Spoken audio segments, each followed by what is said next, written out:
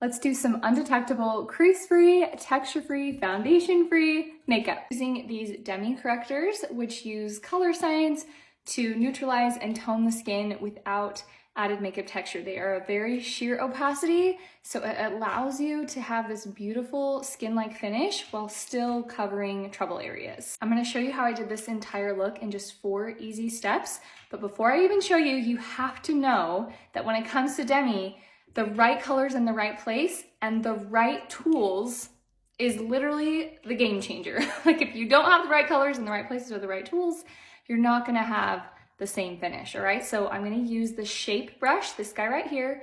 We're going to use this for steps 1, 2, and 3, okay? And I'll show you what that is in just a minute. And then the spot brush and the bright brush are for step 4. Spot brush is for acne and small dark areas, and the bright brush is for under eyes. They are a must. Step 1 is to tone the skin.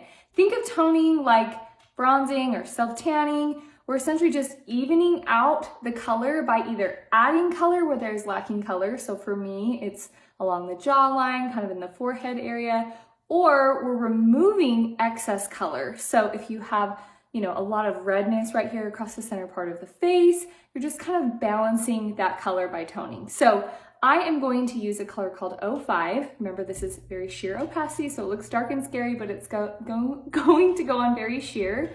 And I'm using the shape brush. When it comes to Demi, the brushes are everything. So I'm just going to barely tap into this 05. Look at how little of product is on my brush. And I'm only going to add this color right here on the jaw. You can see I obviously got too much product right here, but no need to worry. Just kind of blend and spread that color around. I'm just kind of filling in the gaps here. If you are someone who has dark spots or melasma, you're going to tone around those areas. You don't want to add more pigment or more color there.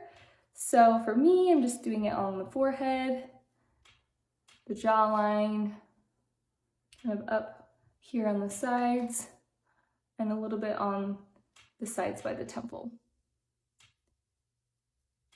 Okay.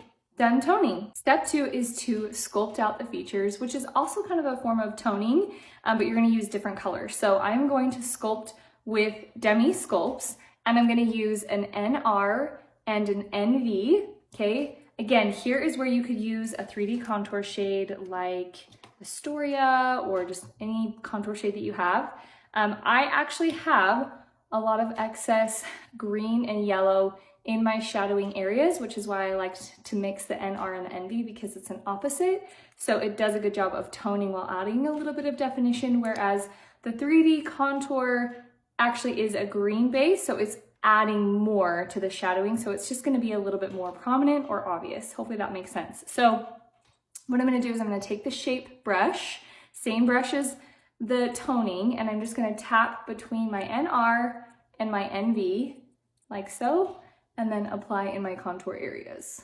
If you find that your 3D contour is looking muddy or separating, or it's just not lasting the way that you want it to, you might want to try giving some of these Demi Sculpts a go, because it's just a different consistency. It's more of that sheer opacity, and it's more precise in that color. Like I said, it's more about kind of toning the color versus adding more of that same color. Most of us have excess green and blue in our shadows. So, I mean, generally, when we're talking about contour, that's why we're telling you to pick contours that are cooler, because those are cooler, more dull colors. Some people need red, some people need oranges. It just depends on the depth of your skin tone. I'm just mixing the NR and the NV for the sides of my nose as well.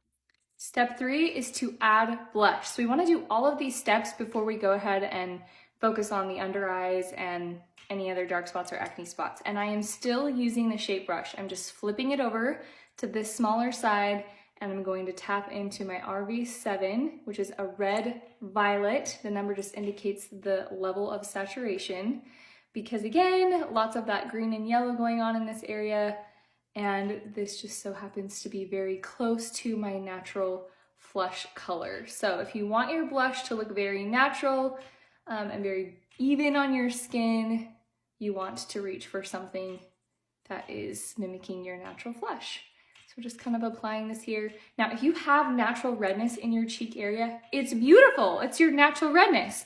So what you want to do is just simply choose a demi color to fill in between that redness to create a beautiful even blush color. 4 is to filter out the most distracting areas on the face, which are typically excess color underneath the eyes, acne, and dark spots. We're not trying to cover every tiny little spot on the face, just the biggest, most distracting ones, okay? So for this step, we are going to focus on the under eyes. And a lot of us tend to have kind of purple or blue underneath the eyes, sometimes some muddy green. So I am going to use these 3 colors. So we have R01, red, orange one, to counter out some of the green freckling I have here. And then we've got O3 for my bluish veins and shadowing on the outer edge. Shadow is excess blue. And then yellow orange one for the purpley blue section right here.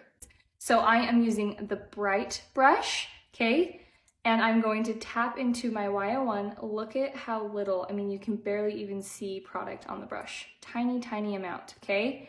And I'm gonna go ahead and I'm only going to add this yellow orange one very lightly to that purpley blue section. You've got to use the right colors in the right places. We're not treating this like a concealer or a foundation where we're just sweeping all of the color underneath the eye. We want to target those exact opposite colors with the right color and the right tool. Okay, so that was yellow orange 1. Now I'm going to move to my orange 3, small side of the bright brush, and I'm just going to add it along the veins here, this darker area here, and the shadowing on the outer part of the eye. Following the same thing on this side, O3 on the shadowing, and then we're going to switch to our R01, and I'm going to switch to my spot brush. This brush is a must, both of these, and I'm just gonna target where those kind of little freckly points are on the face. Got a little bit too much right here, but that's okay. I'm just gonna take this side, tap it out, and then I'm just gonna add a little wash of color right here and kind of tone some of that muddy, dull areas. That tiny little freckles from sun damage can create just that extra dullness. Okay, and now going to use the spot brush, and I'm going to use yellow orange 1 on my red looking acne spots. Redness on the skin is very rarely a true red. It is very rare that you will ever use a green. In fact, most people will never use a green on the redness. They're almost always going to use either a yellow orange or an orange yellow because redness is actually excess purple and blue, and it comes through as red on the skin. So yellow orange is kind of the MVP of demi correctors because almost everyone is going to use this color. Okay, so if you have a lot of redness going on here, you're probably just going to do like a light wash of yellow orange 1. I'm going to do just a little wash right here around the nose. And on these areas on the chin, see how they're darker and more dull? They don't quite look as like bright red as those other spots did. That is a faded acne scar. And anytime something starts to become more dull or dark or shadowy, that means it has a lot more blue in it now. So now I'm gonna reach for my O3. The darker the color, the higher the number or level of saturation that you'll need. So you might need an O1, an O3. If you have a deeper skin tone, you may even need an O5. So that's why I'm using O3. And I'm just going to add it right here to those little acne scars. And then tap out any excess color. The goal obviously is to not overuse the product. These little demi guys, they should last you like 2 years. This is what we're left with. Beautiful, texture-free, crease-free, undetectable makeup that literally can't even feel on your skin. Look at this. Look at this. Every time I do this, I'm blown away. It's just so freaking cool. Comment match below if you want your own customized undetectable makeup routine.